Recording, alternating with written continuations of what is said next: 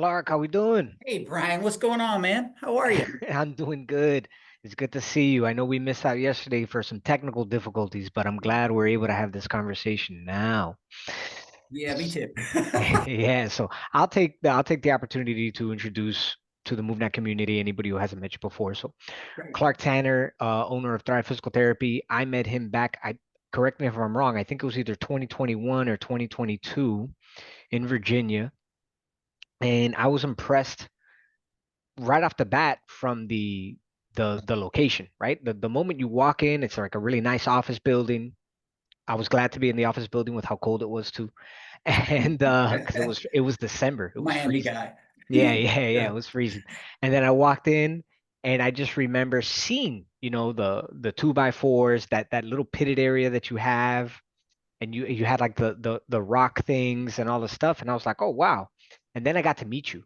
And when I met you, I realized you were somebody who was putting into practice exactly what they learned, And the unfortunate reality is sometimes when you meet a professional who's just spent all this time learning this stuff, and then you go to visit them and they're doing nothing that they learned and they're not applying any of the new concepts.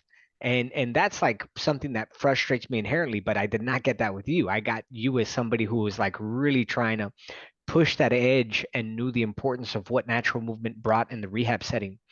And it was great to meet you, and your whole staff too. Your whole team was lovely and incredible, and you were so helpful that entire time. So when the opportunity for MoveNat 2026 came by, I spoke with Phil Lombardo, and I told him who I thought would be a perfect fit, and he agreed with me. It was you, and then he also Ryan, who's not on this call today, but Ryan, who was on the call yesterday. So that's my introduction, and you can go ahead and take it away in case you want to add some stuff that anybody else might not know about you. Yeah, well, first off, I appreciate those kind words, Brian, and it was great to have you here. I love meeting people that are fired up, like you're fired up, and my whole team really loved you, which was pretty cool, and just being fired up about it. To me, movement is fun. Movement is cool. Movement is fun. It's exciting to be in it, and it's kind of interesting, and I would agree with you. I think the where the research has gone over my career is very established how important just movement in general, but also how important quality movement is. There's a qualitative part to movement that is just absolutely critical, and but I would also say, does that mean we always do a great job of coaching it, teaching it, making it a permanent change? I think that's one of the really difficult things because I don't think it's easy to change. I mean, you can change someone's posture and how they move. Changing alignment will immediately change how someone moves. But trying to make everybody has habits, right? So the habits in terms of how they move will dictate what kind of impairments they have, what kind of physical issues, whether they stress something or they don't. You can change their body alignment and immediately change how they move. But I think the tricky part is getting to actually making it a permanent change. And I think that's tricky. I think it's hard. I don't think it's easy. I think you need skills like that we talk about in you know, I don't honestly, I don't know any other way to go about changing how someone moves than to deal with natural movement and deal with neurodevelopmental sequence. And like, I just don't know how you do it. I don't think there's a better way to do it.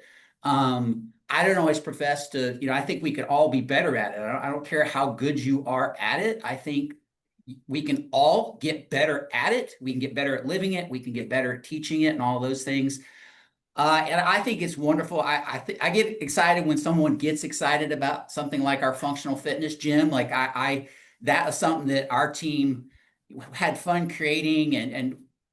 Look, we don't lift weights in real life. Like you pick up mulch, you carry it, you move it somewhere else, you spread it out. That's a being able to get in different positions, and that's balance, and that's a dynamic part to, and it's movement skill, it's functional strength, which everything gets called functional strength, which Yeah. crazy. Everything from here to the moon is Yeah, functional. yeah, Um, everything is. You're 100% right. I see that's one thing I love about your attitude. It's like you're never somebody who thinks they know everything, right? Like perfection is one of the biggest mentors of my life taught me that perfection is the enemy of progress. And I Right. realized that the moment you think you know everything, you become complacent and you're not moving in the direction you need to move. Yeah. And I'm glad to be surrounded by a bunch of people who are constantly questioning, trying to evolve, and trying to build something fresh. Yeah.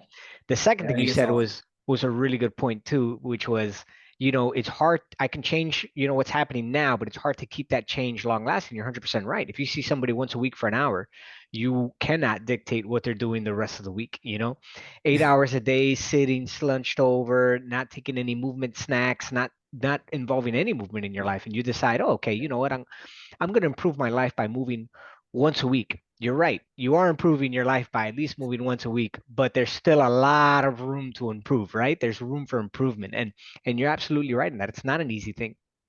But like you said, the best way to do it is through natural movement because it's a contextually based, rich kind of thing.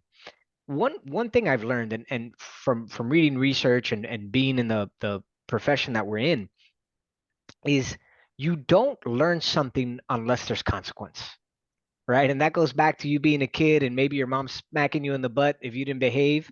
But it's also a very real thing with movement. I mean, if you look at parkour athletes who fail often and fail all the time, they're probably highly skilled movers as long as it wasn't like a debilitating injury that ended their career.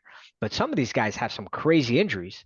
But look at the things that they're able to accomplish. And it's because, their first jump was from here to here and they failed this a bunch of times, which then led to successes, which now you see these people clearing, 25 feet here to here to catch a pole to slide down.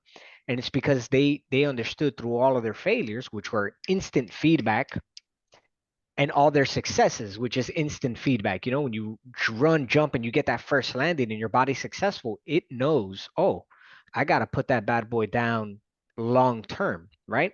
When we talk about like motor plans and motor development, and when you look at research with ecological dynamics, there's some things that are conflicting, but I think both things operate in tandem.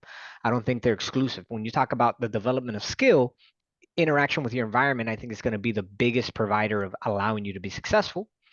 But I think there's definitely research that shows when you sleep, that lymphatic system kind of picks up.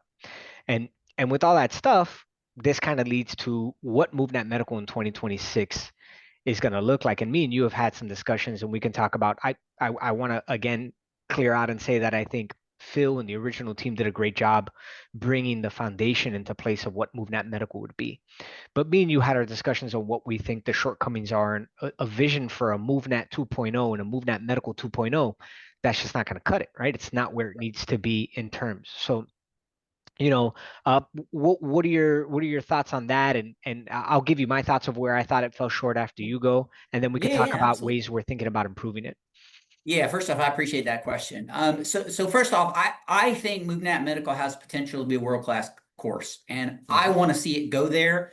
More importantly, I think it is also just needed. And I think there's a lot of space for, there's a lot of space for using movement diagnostically, in your exam diagnostically, but also for through the treatment progression, but also in the retraining of movement, whether it be for an injury or impairment, injury based, if you're in the physical therapy space, or whether you're more like in the lines of fitness.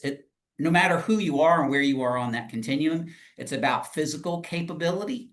And that can't be done without really being good at movement. So what I would like to see happen is I would love to see everybody come in with a base of understanding of what neurodevelopmental sequence looks like, what the movements look like. I think MovNat has just done an absolutely spectacular job at at communicating the importance of movement and putting it into something that is understandable. I would love to see everybody, the practitioners, come in with understanding of that on a level so that when we hit, we can start talking right away about, okay, how do you look at this? How do you evaluate this? How do you use this structure and this framework to work on manual corrective work to speed up the process? Here's how you do the corrective part. This is how you do progression. So I would love to see it get to where it is more application based, When I think about how I learn, and I can only speak for myself, but I learn very well by examples. I love to see how someone sequences exercises, how they go from this to that, like how do you get it? And everybody gets funneled into it with different levels of understanding, and everybody gets different exposures to how they were taught in regards to doing Hmm. things. Sometimes it's very impairment based, and you pick this exercise to correct that. You can do that and you can apply the framework to that very, very well. It works great. But I also think it's important to get the bigger context of movement in general, and that we don't necessarily move in isolation. You have to move away from that. So I'm excited about going to that. I'm excited to getting to deeper levels of conversation. I also would love to see, okay, regardless of what the impairment, the diagnosis, like I think talking about some diagnoses is important. But whether they come in with stenosis or spondylolisthesis or a knee injury or whatever it is, it's all based in movement as to why it's there to start with, and to help people use the framework to address common things you see with these different diagnoses problems. So that we're having an advanced conversation about how to apply the framework, how to use it in manual therapy, how to take it all the way through to fitness, and ultimately help things to stick at whatever, so that they really do get where they move well, whether it's the weekend athlete, middle-aged, older person, just trying to hike, walk around their community, to someone Yeah. who's that parkour person or somebody who's high level. Yeah. I think there's a lot of conversations that can be had and a lot of depth that can be had. And I'm excited about that part. I'm excited working with people that are fired up like yourself, and everybody that I've seen in the MovNat community cares about, and they're all trying to get better. And I think 100%. that's cool. Those are the kind of people I like to hang out with. And so I'm excited to work kind of in a team, and do my best to try to make it into something that is world class. And I think there's some components to do that. So Yeah, one thing I definitely know about you, you don't have to do anything.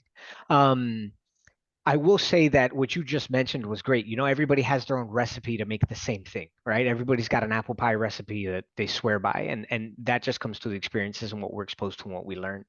And I agree with you. You know, I want to see more direct application. Where MovNat Medical was an excellent course yeah, for me when I took it, but you know, hindsight 2020, you think back on it, and I was already level two certified. And like we sure. talked about, that first day is just move that L1 light, right? Yes, So I would the agree with two that. ways that we're trying to address that is put that L1 light virtual in advance, and you can understand and already get those concepts prior to you even getting to MovNat Medical, which is kind of like the standard norm with the majority of any certification anybody does, right? There's like a virtual implementation of the Yeah, foundational principles prior to you even arriving to the spot. So I want to take MovNat into the future, right? So we can have that.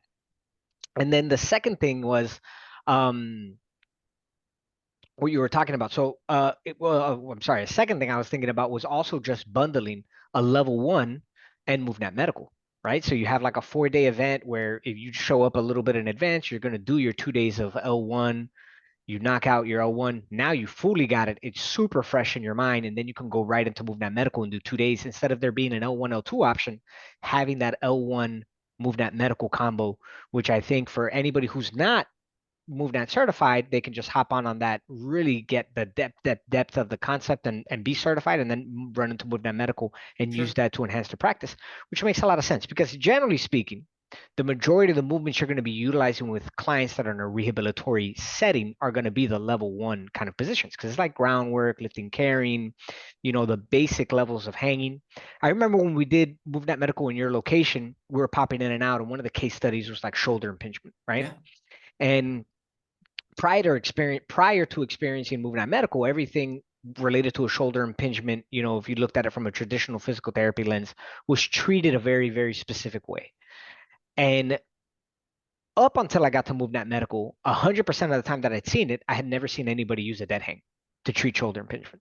And that's one of okay, the things we talked about, right? Was using a dead hang to help clear space. And it was something like somebody was like, hey, 90% of shoulder impingements, you could probably just use dead hang to start creating space in that AC joint in that region.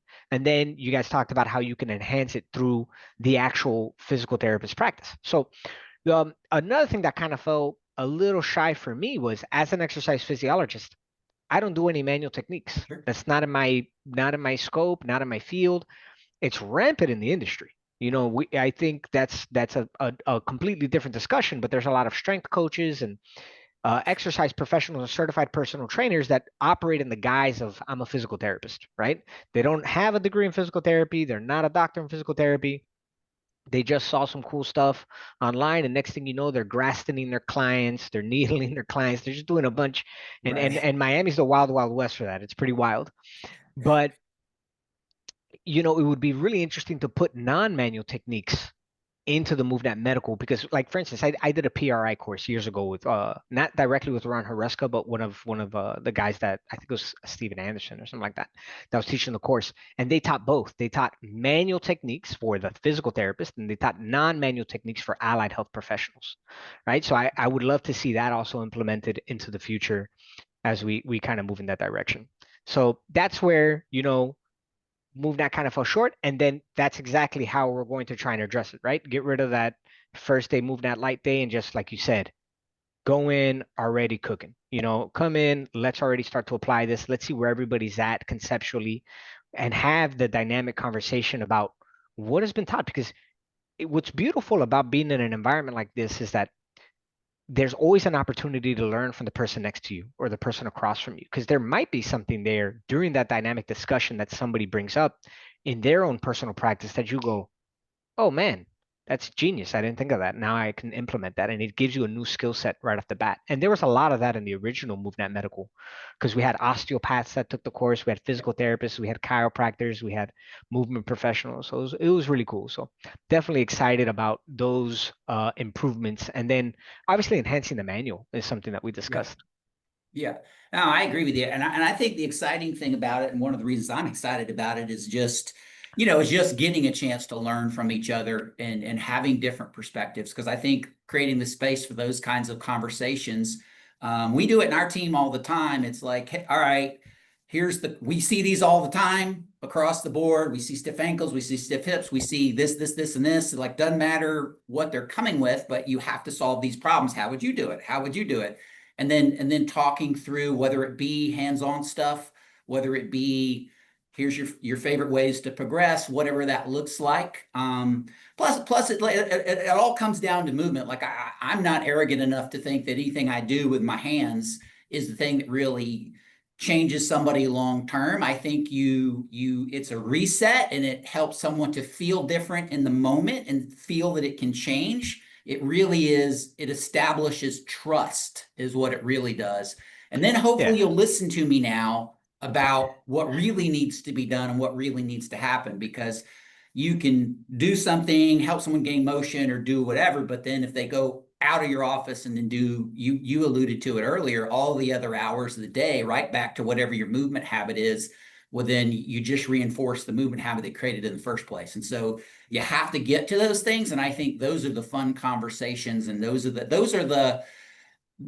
good exchange conversations, and there's lots of ways to get to a really great outcome. That's one of the beauties. I mean, I think one of the nice things is is learning from each other, and then trying to figure out whatever puzzle piece you got to get put together to help that person understand it to make the difference. And that's where I really hope the MovNat Medical goes. That's where I hope to help push it to. Um, I think that exchange is a lot of fun. So it's gonna be cool to see where it goes. Yeah, I'm definitely excited for it to address a lot of that. I know they went into, some detail regarding pain signs in the Sure. original Women Medical, and it just reminded me of something that actually occurred today. So we had a lady that came into the facility today, and the exercise was just a hip hinge, a deadlift with a kettlebell, 12 kilo kettlebell, nothing heavy, 26 pounds. This is Uh-huh. a female who used to play softball, so she's kind of athletic. Uh-huh. But apparently she had met somebody before who told her, yeah, or her dad, her father, or her friend's father had a pretty debilitating back injury, Sure. and they told him, don't hinge at the hip ever again. You're gonna blow out your back. You're gonna, like doom sequencing. Just like this is like taking an entire movement category and saying it's completely off limits for the rest of your life, and you're never going to be able to use it again. So she came in with this idea of, oh, I can't do the deadlift. It's unsafe. Boom, boom, boom, boom, boom. And so, we kind of looked at him. We're like, oh, okay, so what's going on? We had the conversation about it, and I said, hey, look, if you feel really uncomfortable, what we can do is start from a half kneel and do a Mhm. half kneel hip hinge pattern, so you can Mhm. kind of integrate it and see that it's perfectly safe. And then teaching all the other mechanics that are related to it, right? Like bracing and all this stuff. Long story short, she did it, and then she was like, oh, yeah, that felt, I felt like my hamstrings were working and not my back at all. Like I felt great, and I was like, yeah, you're not made of glass. You're not going to break. And that unfortunately is the one of the hardest things to overcome is somebody who's experienced an injury that has set them in such a fear place where they're so alert and so bound up and so tight. Yep. And what you alluded to, sometimes you got to put your hands on somebody to establish some trust or to give Mhm. them something that's like a low hanging fruit where they feel some sense of relief. But going back, if you don't integrate, if you don't fix, if you don't apply the correct environment and movement strategy to establish the appropriate behavior so that that doesn't come back again, then there's only so much you can do. And I'm hoping that, and I know that when we start revitalizing MovNat Medical and getting that 2.0 manual out and the course out, I think we're going to design something that, like you said, is world class and something that's incredibly special because it's not complicated. The unfortunate reality is you go on the internet and it's like, yeah, the only way you're going to fix it is if you tie a band around your left leg, breathe through your left nostril, put a balloon on this side, flex your abs, and eat a steak. And you're like, what? Yeah. Like, why? It's not rocket science, right? Like, this Yeah. is, and I think that's also the kind of like negative view that people have with just natural movement. It's not fancy enough, right? It's like, oh wait, you mean to tell me that I can solve my problem by just doing a normal, completely natural movement that human beings have been evolutionarily doing since the beginning of time? That doesn't make any sense. Yeah. It's like, what? Yeah. You know? Yeah.